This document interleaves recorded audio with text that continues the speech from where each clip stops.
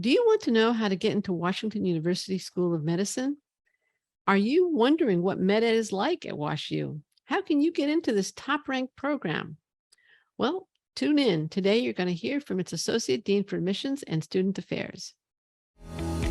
Welcome to Admission Straight Talk, the podcast dedicated to graduate admissions and helping you approach the application process thoughtfully and successfully. Your host is Accepted's founder and world-renowned admissions guru, Linda Abraham. At Accepted, our mission is to get you to that unforgettable moment when you read your acceptance email and shout, "Yes, I'm in!" confident you'll be attending the perfect program to help you launch the career of your dreams. Welcome to the 485th episode of Admission Straight Talk. Thanks for joining me today. Are you ready to apply to your dream medical schools? Are you competitive at your target programs? Accepted's Med School Admissions Quiz can give you a quick reality check. Just go to accepted.com/medquiz, complete the quiz, and you not only get an assessment, but tips on how to improve your chances of acceptance. Plus, it's all free. Again, use the calculator at accepted.com/medquiz to obtain your free assessment. Today's guest, Dr. Valerie Ratts, earned her MD at Johns Hopkins, where she also did her residency in obstetrics and gynecology and a fellowship in reproductive endocrinology. She joined the Washington University faculty in 1994 and currently serves as Associate Dean for Admissions and a Professor of Obstetrics and Gynecology at Washington University School of Medicine. Dean Ratz, welcome to Admission Straight Talk. I should say welcome back to Admission Straight Talk. You're not a first-time guest here anymore. No, it's wonderful to be back. Thank you so much. And I'm delighted to speak with you today. Now, can you give us, I always start with this, can you give us an overview of the WashU School of Medicine program focusing on its more distinctive elements for listeners who maybe didn't listen to the podcast a couple of years ago? Well, actually, our curriculum has changed since I last spoke to you. And it's Okay. something that we've been developing. We're very excited about it. It's called the Gateway Curriculum. And so what we're doing in our Gateway Curriculum, we're reimagining how we should best be educating medical students for the future. And that's what we're doing. So it basically is 3 phases. Phase 1, phase 2, phase 3. In phase 1, what we concentrate on are the fundamentals, foundational modules in medicine, but all the time we're integrating during that, when you're getting basic science courses, we're integrating clinical problems, integrating social sciences and health equity and justice, all of those types of things during the phase 1. And then what happens, we also have what are called clinical immersions during that period of time, where students get to go for 3 weeks, 3 times during the phase 1 period of their curriculum, where they go into the clinical spaces. And they go into inpatient, outpatient, and peri-procedural spaces. And the goal at that point is not to be the physician per se. Yes, you get some clinical skills. Yes, you see how the different units work and things like that. But the goal is to get perspective of how all the other healthcare providers in that space, including social workers, nurses, pharmacists, work within that space, even the patient's perspective. Because we think that medical students at that point in their education haven't quite learned all the bad habits sometimes that physicians get. And so they have a very unique perspective. And so what we have is we have small group sessions where the medical students will meet with other medical students and their professors and talk about the things that they observed in those spaces, good and bad. And the thought is that when they become the physician truly down the road, they can reflect upon that period of time and it will make them a better doctor, hopefully in the future. So that's one of the things that we're doing in phase 1, getting them very quickly into the clinical spaces and using that unique perspective that an early medical student has. Then what happens is we have what's called phase 2. And basically in phase 2, this is gateway to clinical medicine.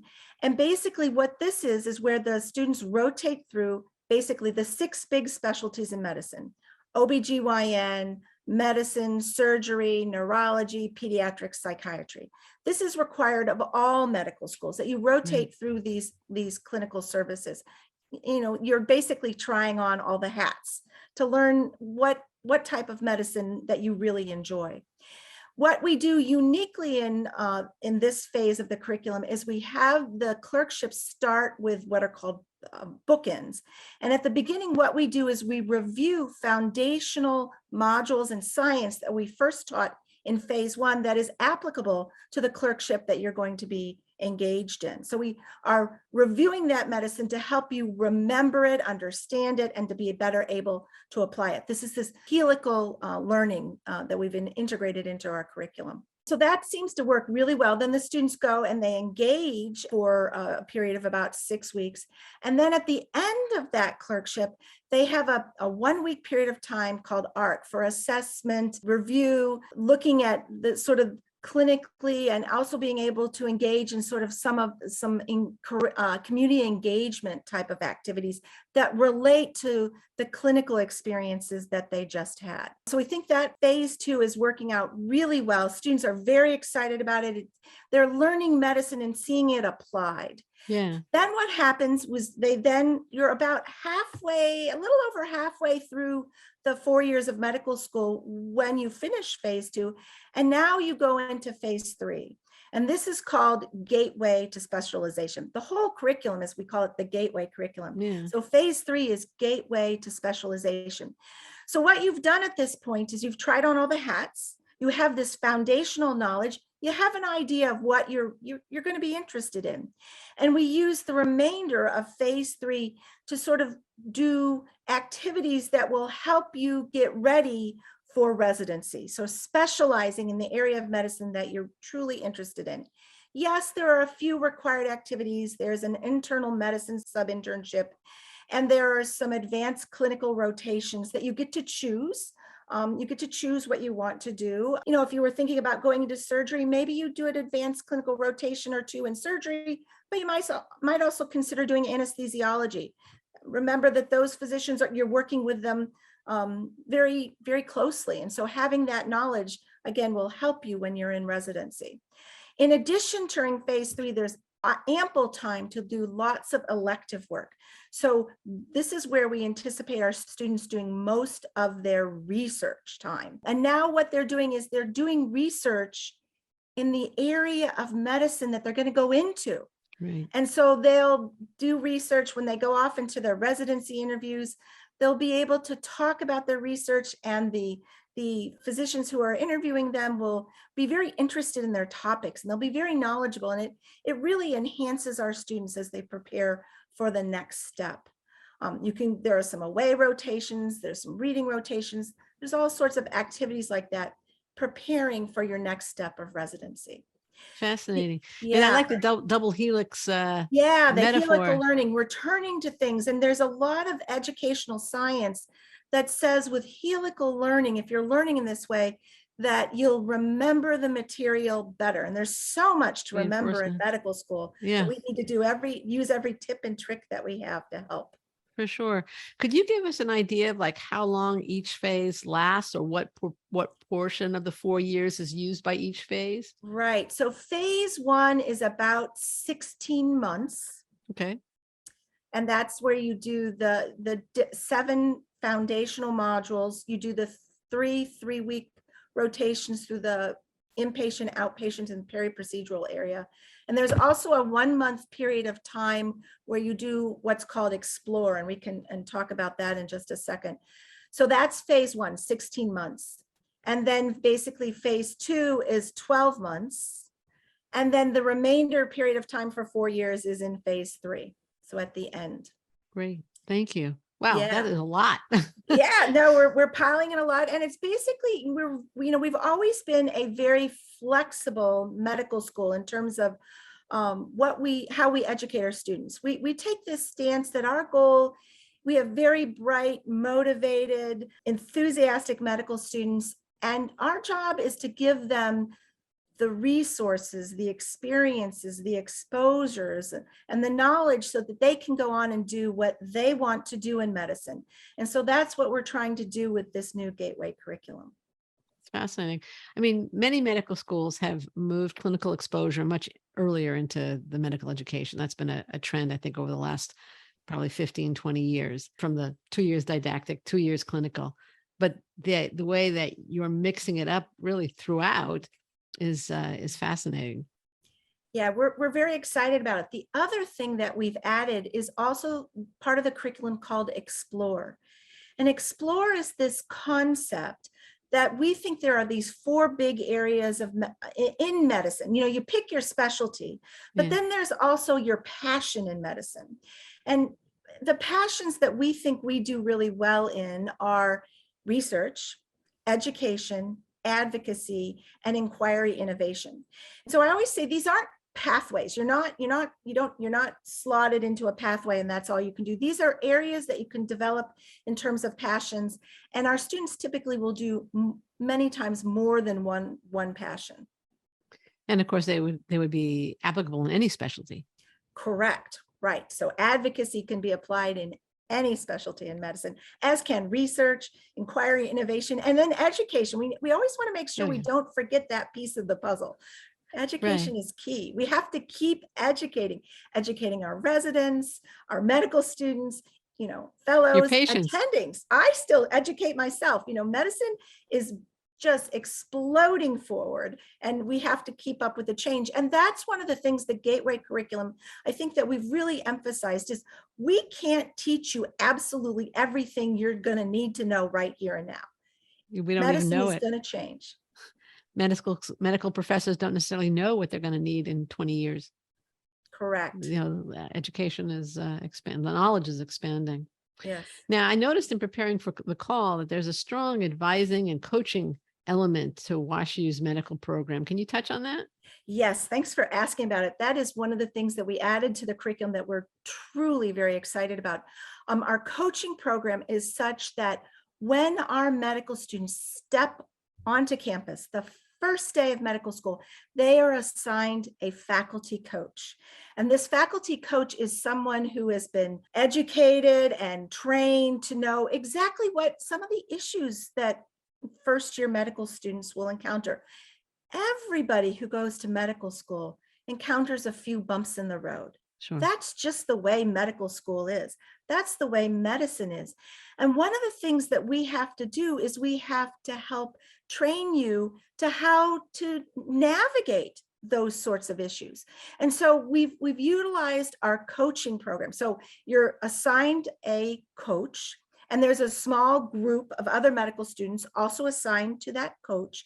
And you get together at regular intervals to address some of the issues going on in medical school, whether it's just in the phase 1 when you're learning all this material, or in phase 2 when you begin to encounter some difficult problems that might arise. The first time you see a patient death, someone very sick, sometimes there's happy things, first birth, right? Those sorts of things too. But these are very emotional sorts of times. And we're there to help our physicians grow emotionally too, to handle the rigors of medicine. And so that program, we think, has been very, very helpful. And that coach stays with that medical student the entire 4 years of medical school.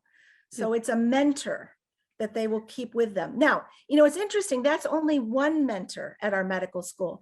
At our medical school, typically as students enter into the clinical phase and begin to pick what area of medicine they like or enjoy, the other mentors in that specialty start to come out. So this is a friendly place. It really is. It's extremely collaborative, because we know that's how we have to do medicine. It takes many minds together to solve problems. And so you have to learn to be collaborative and supportive. And that's the environment we have created here. It starts with our dean, the top of the medical school, and just infiltrates through the entire medical school curriculum. And I think our students feel it too. And that's a really important part of our medical school. Well, thank you for that. That is a fantastic introduction to WashU. Let's turn to the application. What is the WashU secondary like? And does WashU screen secondaries before they send them out? So typically what we do is we will send out a secondary application to all applicants who complete their AMCAS application. Okay. And our secondary, we're collecting a little bit more demographic information, some interests that the students might have, so that we can help send back to them information that might be helpful to them. You know, when you're picking a medical school, you're looking for the school where you fit, right? You look at us, we look at you, and you're trying to find that fit, because when you find the fit, you're going to flourish. And that's something we recognize. And so we try very hard to give lots of information about our school. And so that's part of our secondary, is collecting that information on the applicants so that we can put them in touch with students, get them different websites, send them different information so that they're very knowledgeable of who we are too. The secondary also has a few essays on it. You know, there's kind of standard essays in the sense that, you know, tell me about a time when you failed or been unsuccessful. I think that tells a lot about an individual, how you handle difficulties, right? Everybody has difficulties in their life, and in medicine, we encounter difficulties, and that resilience component, that grit component, is something that we truly look for. The second essay is an essay where we ask about, is there anything that you haven't told us about you that you think is important? So we want to make sure we give you plenty of space to tell us about you, the applicant. All right, great. What do you think is a common mistake, and I don't mean typos, that applicants make in approaching the medical school application, be it the primary or the secondary? Well, I think typos are important. So Okay, fine. No, I didn't mean to minimize them. I just didn't. I think that's important, you know, and the reason is I think those are important because it shows a meticulousness that you need in medicine. So I'm always make sure you have someone read through things. So I think that's very important. But to get to your true question, I think that, you know, the application is about why one wants to go into medicine, and what are the activities that have been most meaningful to you. And I think that that's really important. And I think the one thing that I think people make a mistake on in their personal essay is they just rehash all the things they've done. You don't need to do that. No, be a little more creative in that personal commentary than just rehashing the activities. Because I have all your activities, I have your experiences, because you told me about them. So I think that's really very important. By creative, do you mean offbeat, or do you mean more thoughtful? Do you mean thoughtful? Talking more about motivation, lessons learned, influence, that kind of stuff? I think you're absolutely getting to the things that I'm looking for, is truly what is the motivation. And it's okay to tell me about what was the first time I decided I wanted to be a doctor. I think those are interesting stories. That motivation for medicine is very, very key, and why it persisted. You know, if one has done something else. The other thing I think that sometimes we have, you know, people that apply to medical school are incredibly talented. They could do a lot of different things, right? And so sometimes you see students doing all sorts of these different things, and you're like, why are we going to med school? Sure. Right. So making sure that comes across is incredibly, incredibly important. I also think that at WashU, we're always this sense of wanting to help people inside. That's something that's very important to us. Doctors take care of people in very difficult times, and I think that medical students need to understand, applicants need to understand that, and that's a really important part of the story too. And then the creativity is really important. You know, creativity is great. You know, I love people that have done things outside of medicine. Don't think that everything you have to put on that application is all about medicine. No. That kind of creativity is good. Yes. No, I think that's really good. Tell me about, you know, if you're an artist or you're a writer or you've done some unusual activity that makes you those unique experiences are great. You know, our medical school class is not that big, 120 students. And so we're always looking to create a class of individuals who have unique experiences, that when you bring this class together, individuals grow from interacting with each other. That's a very important thing to consider. Great answer. Now, I'm kind of hearing two things. And I'm wondering, are they complementary? Are they in conflict? On one hand, you want to see people who have this drive to help people, Mhm. right? That's really important. And Key. Lord knows it's as from the patient's perspective, it's critical. The last thing you want to feel like is a body part, or, whatever, a problem. At the same time, you're saying you want people with diverse experiences. So is that like, and, you say that you have a bunch of different experiences, why medicine? But you want them to have a bunch of different experiences. So can you maybe reconcile Yeah, that how for can I me? reconcile that? So I think that having lots of different experiences allows you to be a complete person, I think. And that you're, as that complete person, you are applying that knowledge set and that desire to help others by going into medicine. So you're right.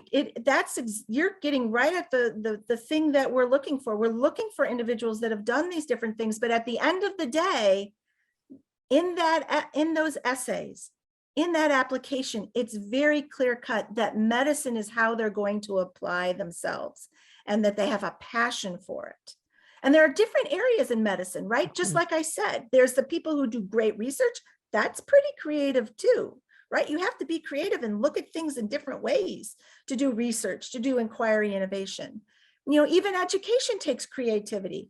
Maybe there's some better ways that we should be educating, right? Teaching these concepts. And then the whole thing with advocacy too.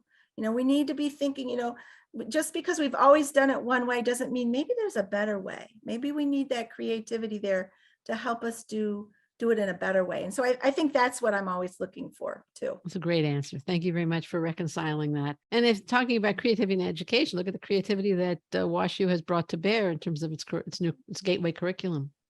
What is the virtual interview day like at WashU? It looks pretty packed from what I saw. Yeah, online. well, we have a lot to show our applicants. And so it's been a very interesting experience, going virtual, right? We I saw like this- we spoke 2 years ago. It was just you were adjusting. It was yeah, we 2 were years ago. just adjusting. It was August 2020. Oh my goodness. Oh my goodness. Times have changed. Yes. If you would ask me at that a few months before that time, I would have said, oh no, you can't do virtual interviews for medical school. But again, here's that concept. You have to be creative. You have to think outside the box, right? And so we had, like many other medical schools across this country, we've had to think outside the box. And I think that we've learned that it's actually a pretty good way to do interviewing. It breaks down barriers. Financial barriers to interview at medical school were a problem. And we knew that, we just didn't know how to solve it. And I guess in some ways COVID solved it for us, which is not in a great way, but we learned something, right? We had to grow. We had to think creatively. And so the virtual interview experience has been it's been great. So we have 2 interviews with faculty members, Zoom, and they work pretty well. One is the longer interview where the faculty member knows a little bit about you. They've read through your entire application. They have access to your entire application.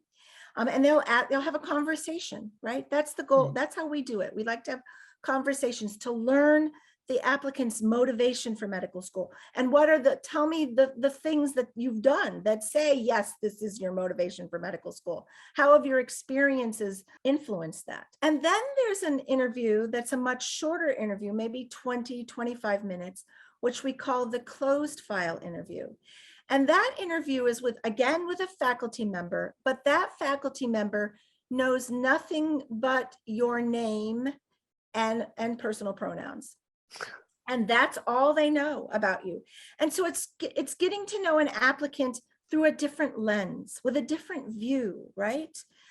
Communication being really key, because that's what physicians have to do, is they have to communicate. Sure. That's our job. And so those are the 2 interviews that we do. We have a tour. We have a Say Hello campus tour. And that's with typically a senior medical student. And we have, this on this tour, there's little pins on it. It's a Zoom way we're doing it. And they go to different pins on the map, and they open up, and there's, slideshows and videos, and you can see different things. And so you're kind of walking around the campus, and there's more than one applicant with that senior medical student. So it's sort of like there's a little conversation going on real time. So it's as if it was a small group touring. Yeah. So you can also see other medical students who are kind of doing the same thing as you might be as an applicant. So that works out really well. And then, and then in that way, having a senior medical student do it, they also give their perspectives, right? Of what, the things they encountered through medical school that, lots of great things. What were some of the difficult things, and how did they manage them and navigate those? That's really important. We have a conversation with the financial aid office, because we know that affording medical school is something that is a tall order. And we have a very robust scholarship program here. So we talk to the applicants about that. And then we have a conversation with admissions leadership, where we kind of review the curriculum, we review how their day went, and we open it up to any questions that they might have. And again, it's a Zoom call, webinar, and multiple applicants are on that webinar. The other thing that we add is we have every Wednesday evening, we have what are called WashU Wednesday webinars. Whoa. And that's where we feature students, the different years, the phase 1, phase 2, phase 3 students. We feature students in different portions of Explore, research, inquiry, innovation, education, advocacy. We feature community engagement, our health, equity, and justice thread within our program. We feature the medical school campus. We feature the city of St. Louis. There's a lot that goes on in St. Louis, and our medical students actually really enjoy receiving their education in this city. And so we kind of feature what it's like to live in St. Louis. We talk about it's kind of a foodie city. You'd be surprised.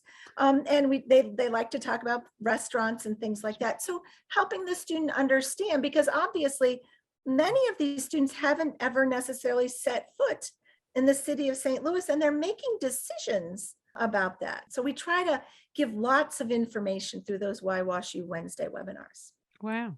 Thank you. Okay. Now, just stepping back a minute, the stats for matriculating students at WashU are way up there, right? 521 median MCAT, a 3.93 median GPA. My notes say that 20% of applicants are interviewed. I'm not sure that's correct, and that you accept about 10% of interviewees. That's what my notes say, at least per MSAR. I hope I got that right. But obviously, WashU is very selective. What makes applicants jump off the screen or the page for you? Because it clearly can't be just about stats, because no, it's not just about, no, it's not. No. And I'd like to say that we have students here that are very academically accomplished in terms of their metrics, but the range is quite wide. Okay, it is quite wide. And I always like to point that out. The range is quite wide. We use the AAMC sort of directions of EAM, experiences, attributes, and metrics. And we do holistic review process where we're combining what are those experiences, what are the attributes of the candidate, what are their metrics, and how can we consider them together to look at the students and figure out who we think will best align with our medical school and contribute to the physician workforce in the future. We're trying to educate academic physicians, physicians who will go out and do research, do inquiry innovation, educate, and be advocates in their communities. So, that's what we're looking for. So, and I'm sure everybody said there is no formula. There isn't. We take English majors who have done unbelievable things in terms of writing, or they've done volunteer work. And then we have also these amazing scientists who've already written papers and have done unbelievable research. And then there are people that have just, done sort of some unique things in their careers, whether they were an athlete, played some sport, or they did a some type of volunteer activity or leadership activity. We're looking for those individuals who will bring those unique experiences to our medical school. So there isn't one type of student. We want someone who can communicate very well. I always say, what do physicians do? They take complex scientific information, they distill it down, and they present it to a patient so that the patient can understand and ultimately make the decision that's right for them. So being that skill set is a very important skill set that we're looking for. And then for people who are doers, they've done something, they've accomplished something, they've accomplished a task, because I think if you've accomplished something in the past, you'll probably be able to accomplish something in the future. And then the final thing that I'm always looking for is that grit and resilience, that determination factor. Maybe something was tough in one's life. It's okay. And I overcame that, and look at me now. And those things, we really love those things, those stories. Makes sense. Thank you again. That was a great answer. What makes for a great interview? Would it be the same qualities, or is there something a little bit different when we get to the interview stage? I think in interviews, I always think it's good to have your tell me about yourself. That's every medical school will ask you that question. So be prepared for that question. Right? And you don't want it to go on and on and on. You want it to be 60 seconds. So think about what are the important things that you wish in your 60-second or less elevator speech of who you are. Frame yourself, right? Frame yourself for the interviewer to start the interview process. So I think that's looking prepared, right? Is a good way to start. I think that it's very important in the interview process, whatever medical school you're at, you want to let the interviewer know that you've done your homework. You've gone to their website.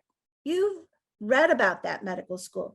You've looked and seen what you think are the unique aspects of that medical school and their philosophies and their mission and their vision statements, right? You know that stuff. I think that's really very important in the interview. Thank you very much. How do you view letters of intent or updates at any time during the process, or correspondence from waitlisted applicants? Yeah, so WashU, we are a medical school where we actually try to keep the communication open, that collaborative aspect, that we do that. I think, to be honest, that letters of intent and communication sort of early in the application cycle are not necessarily particularly helpful, because in our application cycle from July to maybe January, February, we're just trying to get through the applications and understand what our applicant pool looks like. Right.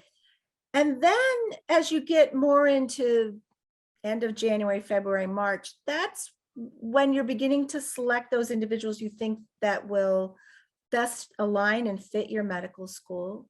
And I think that being honest, if you truly are interested in that medical school, I think a letter saying why is or an email. We take emails, and they're helpful. We're looking for people who, again, that fit thing that I just told at the beginning that I talked about. Yeah. We're looking for individuals that feel that they would fit in our medical school too, that they feel this is the place they will flourish. So that's important to us.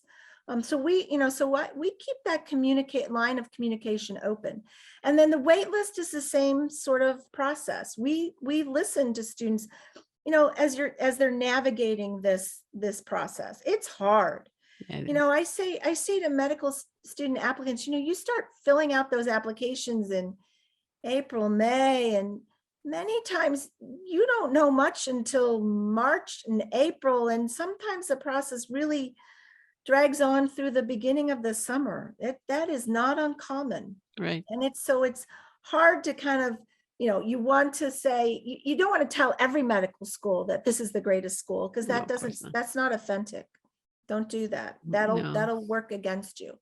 Really be thoughtful about your emails and what you're saying. I think that the professionalism is key and important, and being authentic. And in terms of the content of the emails, I mean, one of the factors that you just mentioned is that so much time can elapse. If somebody completes the secondary, let's say in August, and hasn't heard from you by January, and maybe they've had a publication or they've started a new clinical or community service initiative, or they had some experience that clarified for them why WashU would be great or why medicine is the career for them. Would that, there was not just WashU, but updates. We think that's very important. Okay. Many of our applicants are really doing lots of activities as they're applying to medical school. And those activities, especially during that point in their career or education, are oftentimes very important for what their motivation for going to medical school. So I think those types of correspondence and emails, I think they're very helpful. We find them helpful, at least at WashU we do. And we look at them and we place them in the file. So that's how great. we handle it. All right. When do you, I'll tell you why I asked this question, but when do you stop sending out interview invitations? We typically stop sending out invitations, probably the end of January would be the last great. one. Okay, great.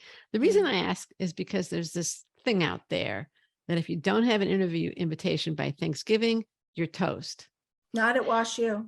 Okay. That's And I not have to true. tell you, every single medical school admissions director that I've asked has never given me Thanksgiving as the deadline or as the end date. So I don't know why this thing is out there, but I'm on a mission to get the information out. Yeah, that's The process is already stressful enough. Oh yeah, no, I think that's absolutely not true. Not at our institution. I can guarantee it as the Associate Dean for Admissions. We send out interview invites well after Thanksgiving. Absolutely. Okay, great. How do you view applications from students who've taken some prerequisites at community college? Maybe they just went to their local community college for money reasons, for financial reasons. They then transferred to a four-year institution. Their grades are great, but some of those prereqs were at a community college. Yeah.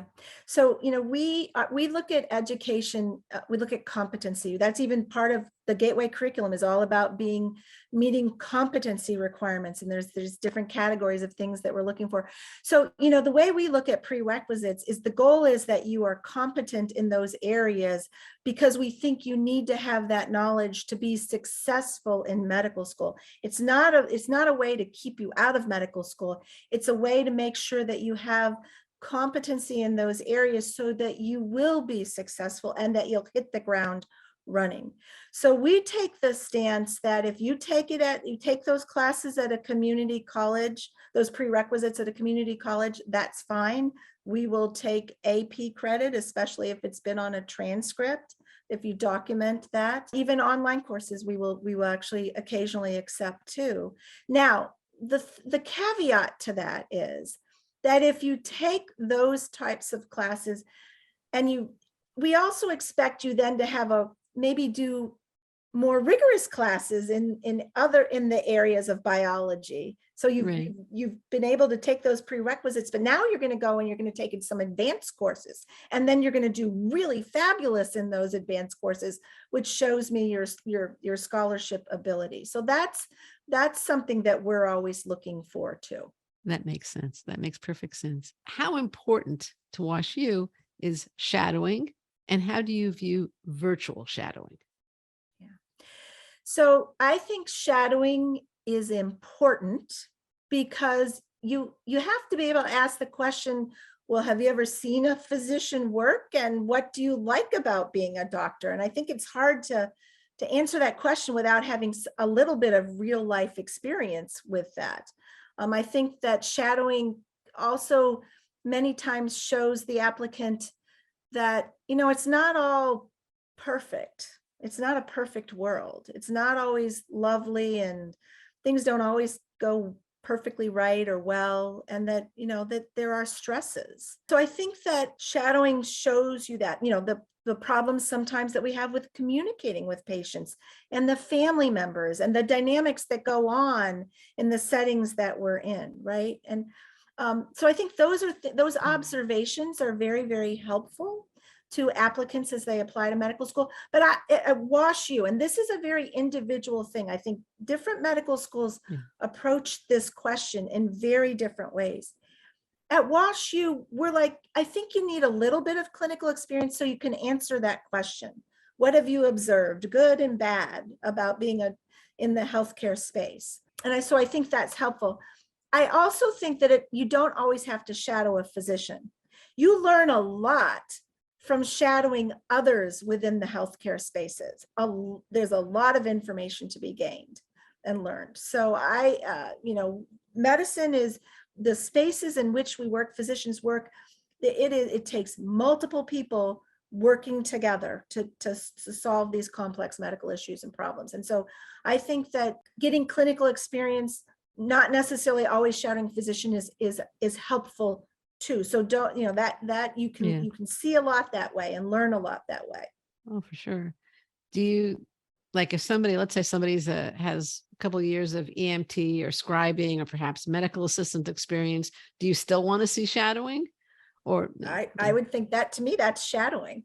Yeah, you're obviously observing. Yeah, no, I think that's shadowing. Shadowing is it's not just watched. In other words, it's not a box to check. It's an experience to have. It's a perspective to acquire, right? Yeah, okay. I agree. Yeah. Absolutely. Yeah, it's not. Yeah, but if you take the stance that you're checking boxes when you're doing the medical school application, that is not the right way to approach this process. Really, it's tell me about the experiences that you've had and why that motivates you to go into medicine, and how are you going to change the world in medicine with those experiences, right? I like those bright-eyed sort of thoughts of like, these are the things, the enthusiastic things that those applicants are going to do with medicine to make the world a better place. All right, sounds good. And virtual shadowing. Virtual shadowing, I think, I think that's fine. Again, maybe it don't also stop depends with it on the experience, right? And that's part of the COVID thing, right? And that's what we recognize. We recognize that COVID made it kind of hard, right? And so we're going to understand that everybody's kind of has had the same sort of experiences. And so, whether they worked on the other things, are like working on crisis hotlines, communicating with patients in that way, being the EMT, those things are helpful. Vaccine volunteers, right? Helping distribute vaccines, being the person that just navigates within the hospital or directs people where to go. You learn a lot in the healthcare space in that way too. So there are many different ways to get this experience. Here's a listener question that I thought was fantastic. I've used it on several interviews. Now, you were once a medical student. If you were a medical pre-med student today, traditional or otherwise, planning to apply in 2023 or 2024, so you're planning ahead, we're not talking about this cycle, what is one thing you would be doing to prepare yourself for medical school? One thing, that is such a hard question to give me. You can choose two or three. You have to, because you can't just do one thing. The answer is you just can't do one thing. Okay. So what would be the most important things? For the most important thing, I think the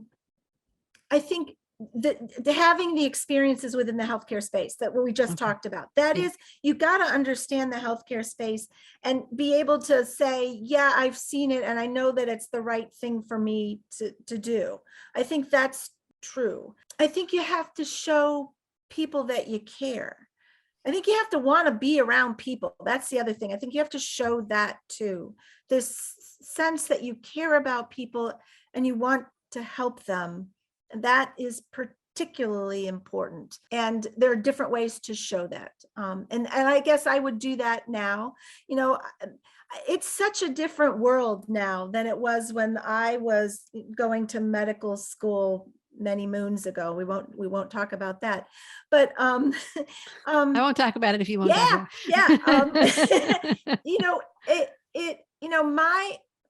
I wasn't allowed to shadow when I was applying to medical school. I mean, I didn't have anybody in medicine in my family. And so that wasn't, so I went to the hospital. I worked in the hospital in the dietary department, and I put food on trays, and there would be times when we would get to pass the trays to patients. And I loved doing that. I loved taking this tray of food into a patient's room where I got to interact with that patient. And I think probably help them sometimes in some ways by just my conversations with them. That was something that I think was very important to going. And I look for that. I look for that in my applicants, that there's this sense of this desire, true desire to help others. Yeah, you got to be smart. Yeah, you got to be pretty good at science. That's just part of it, right? But you also that sense and desire to help others. And how do you show that? Sounds good. Great. What would you have liked me to ask you? You did a really good job. I don't have any. Okay. I don't think there's anything that you didn't cover that I think that it's not just about science, right? Look, But I think it's come through in this science is interview. You've given a important wonderful too. interview. Yeah. So, All right. Well, thank you, Dean. all right. Dean Ratz. I think we're almost out of time. I want to thank you so much for joining me and sharing your expertise and experience. This has been absolutely delightful. Where can listeners learn more about Washington University School of Medicine? mdadmissions.wustl.edu. Okay, great.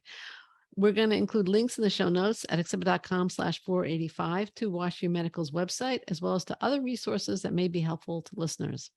Quick reminder, don't miss the med school admissions quiz. Find out if you are really ready to apply and competitive at your target schools. Take the quiz at accepted.com/medquiz today. This is Admission Straight Talk, produced by Accepted, and I am your host, Linda Abraham. I'll talk to you again next week.